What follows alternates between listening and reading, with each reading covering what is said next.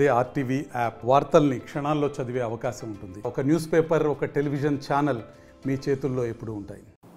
Nizamabad urban development అథారిటీగా బాధ్యతలు చేపట్టి నెల రోజులు గడిచింది. నెల రోజులు గడిచినా నిజామాబాద్ అర్బన్ డెవలప్మెంట్ ఎలా అభివృద్ధి చేయాలని ప్లానింగ్ చేసుకున్నారు నూతనగా ఎన్నికైన చైర్మన్.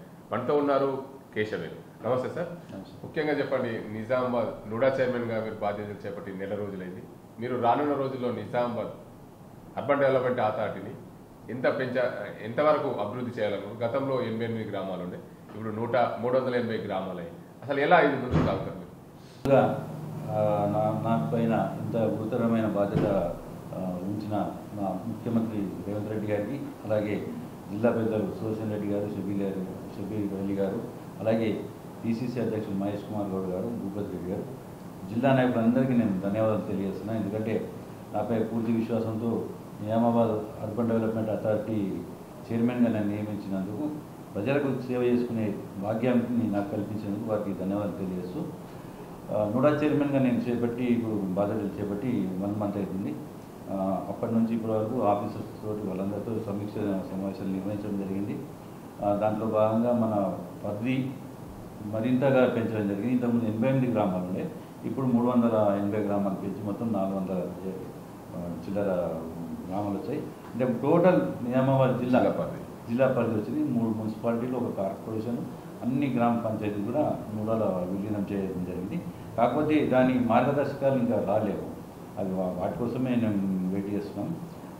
అధికారులతో సమీక్ష తర్వాత మాకు ఏర్పడింది ఏంటంటే, నుడాకు వచ్చే ఏదైతే లేఅవుట్స్ ద్వారా కానీ, బిల్డింగ్ పర్మిషన్స్ కానీ, గ్రామాల్లో కానీ వచ్చే ఫండ్స్ తోటి మనము నిజామాబాద్ను అభివృద్ధి చేసే కార్యక్రమాలు చేపట్టవచ్చని చెప్పి అధికారులు చెప్పడం జరిగింది. దాని ప్రణాళికలు మేము తయారు చేస్తున్నాము. అతి త్వరలో నూడా ద్వారా నిజామాబాద్ డెవలప్మెంట్ చేసే విధంగా మేము చర్యలు. అయితే ముఖ్యంగా గతంలో 80 గ్రామాలు ఉండే, చిన్నగా నూడా పరిధి. ఇప్పుడు నిజామాబాద్ జిల్లాలో ఉన్న 5 మంది ఎమ్మెల్యేలు, 5 నియోజకవర్గాలకు సంబంధించిన ప్రతి గ్రామానికి సంబంధించిన మీకు సంబంధం ఉంటుంది. ప్రతి గ్రామంలో నిజామాబాద్ జిల్లాలో ఉన్న ప్రతి గ్రామానికి మీకు సంబంధం ఉంటుంది. అక్కడ ఏ అభివృద్ధి కార్యక్రమం అయినా ఏం చేసినా కానీ నిజామాబాద్ అర్బన్ డెవలప్మెంట్ అథారిటీకి, నూడాకు ఏదో కొంచెం గవర్నమెంట్ నిర్ణయించిన ఫండ్స్ వస్తుంటాయి. ఆ గ్రామాల్లో కూడా మీరు అభివృద్ధి చేయాలంటే ఎలా ముందుకెళ్ళగలుగుతారు? అది ఇప్పుడు ఇంతకుముందు 88 గ్రామాలు ఉన్నాయి. ఇప్పుడు జిల్లా పరిధిని పెంచి మొత్తం 5 ఎమ్మెల్యేల మొత్తము నూడా పరిధిలో తీసుకురావడం జరిగింది. దానికి ముఖ్యమంత్రి గారికి ధన్యవాదాలు తెలియజేస్తున్నాను. అలాగే ఇప్పుడు మనకు వచ్చే ఎక్కడైతే జీపీలలో ఎవరైనా వెంచర్ చేసే కొత్తగా లేఅవుట్స్ వస్తే దాని ద్వారా బిల్డింగ్స్ ఏదైతే ఫండ్స్ ఇల్లు కట్టుకోవడానికి ఉంటుందో మాకు 20% మాకు షేర్ వస్తుంది. ఆ షేర్ తోటి మొత్తం ఇప్పుడు నిధులు కొద్దిగా ఉన్నాయి. రాష్ట్ర ప్రభుత్వాన్ని కూడా మేము కోరడం జరిగింది. మన లాస్ట్ వీక్ వెళ్ళి నిధులు మాకు కేటాయించాలని చెప్పి నూడాకి ఖచ్చితంగా కేటాయిస్తామని చెప్పారు. ఆ నిధులతోటి మేము ప్రధానంగా సీనియర్ సిటిజన్స్ కానీ, పార్క్ డెవలప్మెంట్స్ కానీ, రోడ్ల నిర్మాణం కానీ, ఎక్కడైతే మంచినీటి సౌకర్యం లేని ప్లేస్లో మంచినీటి పైప్ లైన్లు వేసి, బోర్లు తవ్వించి మంచినీటి పైప్ లైన్లు వేసి అక్కడ డెవలప్ చేసే హక్కు మనకు నూడా ద్వారా వస్తుంది. కాబట్టి రాబోయే రోజుల్లో ప్రజలకు ఏదైనా అసౌకర్యమైన విషయాలు ఉంటే నూడాకు దృష్టికి తీసుకురావాల్సిందిగా మేము మీ ద్వారా ప్రజలను కోరుతున్నాం. మేము ఖచ్చితంగా అటువంటి ఏమైనా ఉంటే దాన్ని చర్యలు తీసుకునేలా మేము అధికారులతో సమీక్ష. ముఖ్యంగా నిజామాబాద్ జిల్లా కేంద్రం ఇది. నూడా పరిధి చాలా పెరిగింది. ఇది గతంలో ఎంతో అభివృద్ధి చెందిన జిల్లాగా పేరుంది. కానీ స్మార్ట్ సిటీ కాదు. మీరు నూడా చైర్మన్ అయిన తర్వాత నిజామాబాద్ నగరాన్ని సుందరంగా తీర్చిదిద్దే దిశగా ఎలా ముందుకెళ్తారు? ఖచ్చితంగా ఈ స్మార్ట్ సిటీ అనేది ఇంతకుముందు గత ప్రభుత్వంలో ఉన్న పాలకుల నిర్లక్ష్యం వల్లనే మనకు స్మార్ట్ సిటీ కాలేదు. ఎందుకంటే హైదరాబాద్ తర్వాత పెద్ద నగరం మన నిజామాబాద్. దాన్ని వెనక్కి దోసేసి ఇప్పుడు కరీంనగర్ స్మార్ట్ సిటీ అయింది, మన వరంగల్ ఇట్లా తీసుకోవడానికి మేము ముఖ్యమంత్రి గారి దృష్టికి కూడా తీసుకెళ్ళడం జరిగింది. ఖచ్చితంగా స్మార్ట్ సిటీకి ప్రయత్నం చేయడం జరుగుతుంది. మా ప్రజాప్రతినిధులు అందరూ కూడా స్మార్ట్ సిటీ తీసుకురావడానికి ప్రయత్నం చేస్తున్నారు. ఇది కేంద్ర ప్రభుత్వం ద్వారా రావాల్సింది. ఖచ్చితంగా లోకల్ ఎంపీ గారిని కూడా మేము కోరుతున్నాం స్మార్ట్ సిటీకి తీసుకురావడానికి. వారు కూడా తమ వంతు ప్రయత్నం చేయాలని చెప్పి మేము ఎంపీ గారికి కూడా రిక్వెస్ట్ చేస్తున్నాం.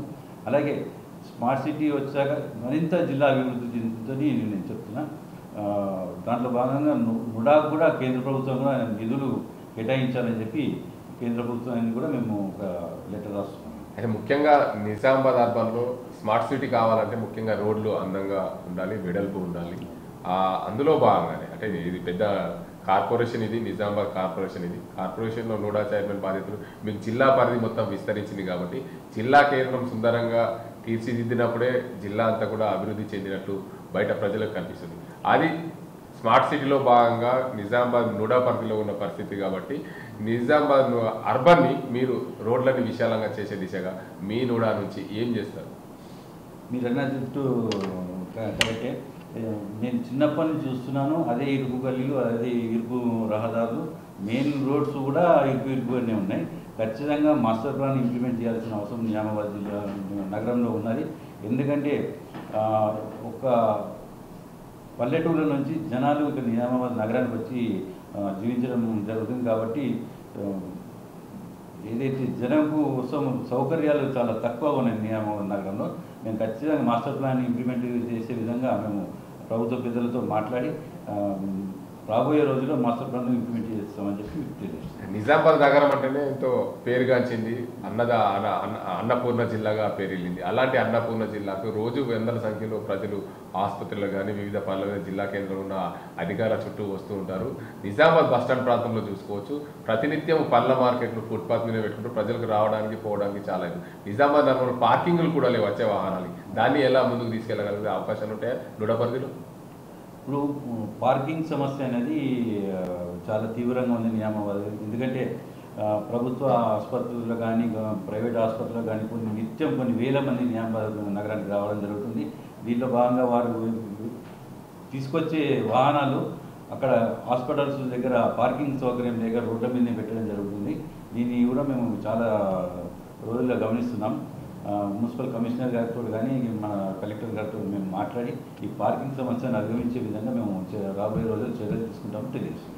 మీరు నోడా చైర్మన్గా అయ్యారు, మీ కాల పరిమితి అయిపోయే వరకు నిజామాబాద్ నగరాన్ని ఎలా తీర్చిదిద్దాలనుకొని మీరు ఒక ప్లాన్ ఉంటుంది, మీకు ఒక ఏం ఉంటుంది, ఆ ఏం ఏంటి, ముందుకు వెళ్ళడానికి ఏం మీద వచ్చారు మీరు? ఖచ్చితంగా మేము ఏదైతే మా పెద్దలు కానీ ప్రజలు కానీ నా మీద వచ్చిన ఈ నమ్మకాన్ని నేను వమ్ము చేయకుండా నా పీరియడ్ ఎంత ఉందో 2 నెలల్లో 3 నెలల్లో నాకు ఇంకా తెలియదు. ఈ 2 నెలల్లో కానీ 3 నెలల్లో కానీ ఖచ్చితంగా నిజామాబాద్ నగరము మరియు జిల్లా అభివృద్ధి చేసే విధంగా నేను ప్రయత్నం చేస్తాను. ఆల్రెడీ మన ఓఆర్ఆర్ కోసం కూడా మేము చర్చించడం జరిగింది. ఓఆర్ఆర్ రావాలా, కొత్త రోడ్లు కూడా నిజామాబాద్ నగరానికి కావాల్సి ఉంది. ఎందుకంటే ఉన్న రోడ్ల ద్వారానే మనకు ఏదైతే ట్రాఫిక్ బాగా ఇబ్బంది అవుతుంది. కాబట్టి కొత్త రోడ్లు వస్తే ఇంకా డెవలప్మెంట్ అయితే నిజామాబాద్ నగరంలో కూడా మాస్టర్ ప్లాన్ ఇంప్లిమెంట్ చేసే విధంగా మా ప్రభుత్వ పెద్దలను ఒప్పించి ప్రజలకు కొంతమందికి ఇబ్బంది అయినా కానీ రాబోయే తరానికి నిజామాబాద్ నగరం సుందరంగా కనిపించే విధంగా నేను చర్యలు. ముఖ్యమంత్రి గారు మీ మీద నమ్మకం ఉంచి మిమ్మల్ని నోడా చైర్మన్గా బాధ్యతలపై ఉంటారు. అందులో బాగా నిజామాబాద్ జిల్లా ప్రజలకి ఏం చెప్తారు చివరిగా? ముఖ్యమంత్రి గారికి మరోసారి నేను ధన్యవాదాలు తెలియజేస్తున్నాను. ఎందుకంటే నేను ఇంత గురుతరమైన బాధ్యత నా మీద ఉంచినందుకు. ఖచ్చితంగా రాబోయే రోజుల్లో నిజామాబాద్ జిల్లా మరియు నగరము సుందరంగా తీర్చిదిద్దే విధంగా నేను ప్రయత్నం చేస్తాను.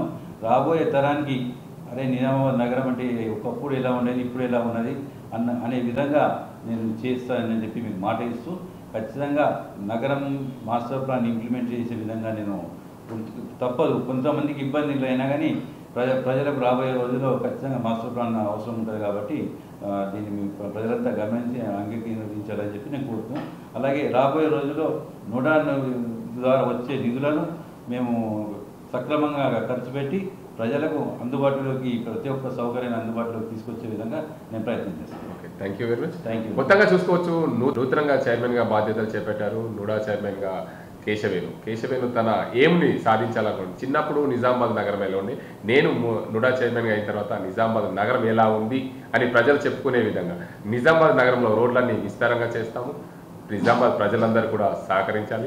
నిజామాబాద్ నగరంలో మాస్టర్ ప్లాన్ అవసరం ఎంతైనా దాని అందరూ ప్రజలందరూ గమనించి ముందుగా నిజామాబాద్ స్మార్ట్ సిటీగా కావాలంటే నగరంలో రోడ్లన్నీ విస్తారంగా ఉండాలి, పార్కింగ్ అవకాశాలు కల్పించాలి. దాని అన్నింటి కూడా నేను నా వంతు ప్రయత్నాలు చేస్తాను. ప్రజలందరూ కూడా నాకు సహకరించి ముందుకు వచ్చే విధంగా, నేను ముందుకు పనిచేసే విధంగా నాకు సహకరించాలని కోరుతున్నాను. మరోవైపు నా మీద గురుతరమైన బాధ్యతలు అప్పగిన సీఎం రేవంత్ రెడ్డి గారికి ధన్యవాదాలు. జిల్లాకున్న నేతలకు కూడా నేను ధన్యవాదాలు కృతజ్ఞతలు చెప్తున్నానని చెప్పి నిజామాబాద్ నూడా చైర్మన్ కేశవేని చెప్తున్న పరిస్థితి. ఇది ఇక్కడ పరిస్థితి. కెమెరా అజిత్తో గంగారెడ్డి, RTV నిజామాబాద్.